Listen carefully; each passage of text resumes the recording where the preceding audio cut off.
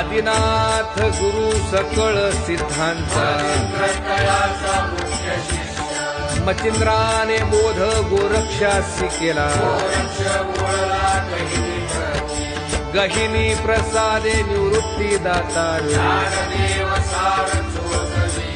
मचिंद्राने बोध गोरक्षासी केला अवघाची संसार सुखाचा करीन जाईन गे मायेतया पंढरपुरा सर्व सुकृताचे फळ मिलाहीन बाबर कुमादेवी वरू विठ्ठलाच्या भेटी जाईन गे मायेतया पंढरपुरा